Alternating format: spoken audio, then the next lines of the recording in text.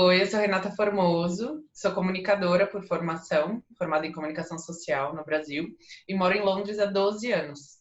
Há 5 anos sou mãe do Noah, que está me ensinando um monte de coisa desse mundo maluco da maternidade no exterior, sem rede de apoio e tal.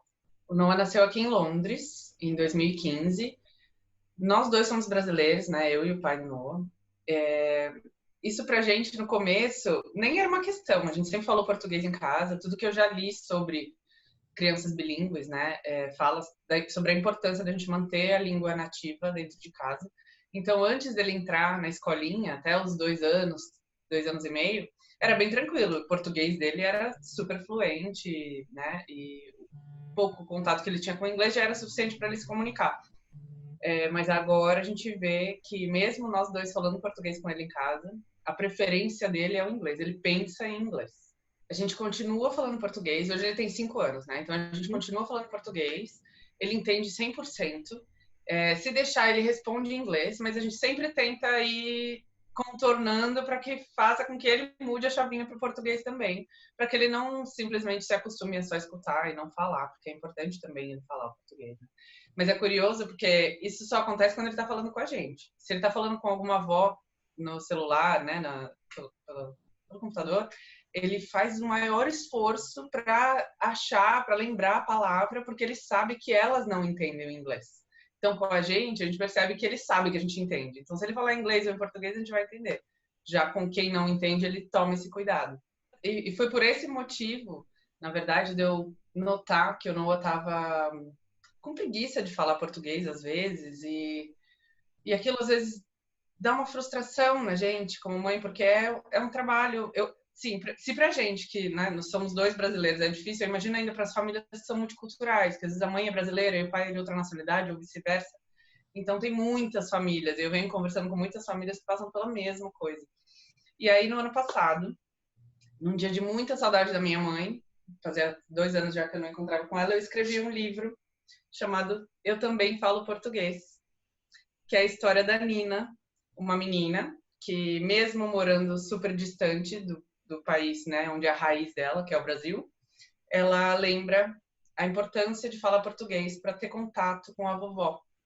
E, assim, ela vive exatamente o que o Noah vive, né? Essa coisa de trocar as palavras, às vezes falar errado, todas esses desafios que é conviver com a saudade da família, né? Porque para uma criança é difícil entender por que ele não pode brincar com o primo a hora que ele quiser, né? E é só quando a gente vai para o Brasil, ainda mais nesse tempo que não sabemos quando que a gente vai poder ir. Então, eu escrevi esse livro como um presente para o Noah, como uma vontade de que ele se identificasse em um personagem de um livro infantil. E para minha surpresa, o livro foi muito bem recebido por todas as famílias aqui que moram no exterior e já chegou em 2.000 lares, em mais de 40 países. E eu ainda nem acredito. O Noah adora. Ele quer que eu invente eu também falo espanhol, eu também falo inglês. Ele já acha que ele já escreveu o livro dele, ele já o que ele aprendeu com essa história toda, na verdade, é que ele se identificou com um personagem, né? 100%. Ele se identifica 100% com a história da Nina. E, além disso, ele percebeu que ele pode simplesmente escrever uma história e fazer com que isso se torne, né, um livro infantil, alguma coisa assim. É engraçado ver que para ele é muito mais simples do que parece. E tem os amiguinhos da escola, né, que ele fala inglês, então ele volta da escola falando inglês já direto. A gente tem que, né, sempre aquele trabalho para mudar. A gente tem amigos brasileiros aqui que são como se fosse a nossa família. E os primeiros 5 minutos, quando eles se encontram, eles falam português e depois mudam para o inglês. Assim, depende da brincadeira também. Às vezes a gente vai brincar com brincadeiras brasileiras, músicas brasileiras, aí beleza, eles mantêm. Mas na maioria dos casos, o que eu percebo é que a criança que nasce no exterior, ela brinca no idioma local.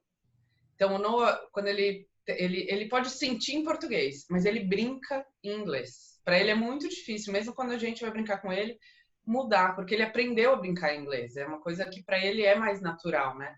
E também eu tento não forçar muito a barra, porque eu não quero que o português seja uma coisa forçada, né? Eu quero que ele goste, eu quero que ele se divirta falando português, porque senão, quando ele virar um adolescente, aí é que ele não vai querer mesmo, né? E aí vai, né, teimar e não querer falar.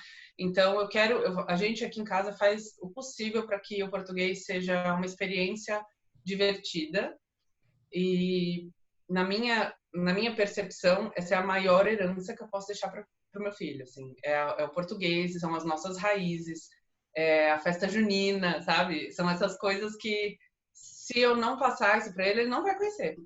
O meu conselho seria pega leve, mas persista, porque lá na frente a gente vai ver que vai muito além deles terem melhores oportunidades no mercado de trabalho, né? E ser bilíngue não é só isso. Ser bilíngue é ter esse contato com a nossa raiz, com a nossa conexão. É quando eles chegarem no Brasil, eles se sentirem em casa também. Então, eu acho que esse sentimento vale ainda mais do que essas oportunidades no mercado de trabalho do futuro. É, não é fácil, não é fácil. Isso já posso dizer de antemão. Mas tem muitos livros infantis, tem muita música brasileira de qualidade, música infantil, palavra cantada, várias bandas brasileiras é, que podem fazer essa experiência ser divertida e lúdica. Então, meu conselho é me dar um abraço. Vai ser difícil, mas é, vamos seguir em frente, porque vai valer a pena. Lá no meu Instagram, @no caminho te explico, eu também dou muitas dicas sobre criação bilíngue, sobre o nosso dia a dia aqui, né? E também junto com muitas famílias que moram no exterior, a gente está com um projeto que se chama Língua do Coração, em que a gente vai mostrar a realidade de várias famílias ao redor do mundo e como cada família lida com isso de uma maneira única. Então, é ali que a gente vai trocar nossas experiências e se você estiver passando por isso, você é mais que bem-vindo.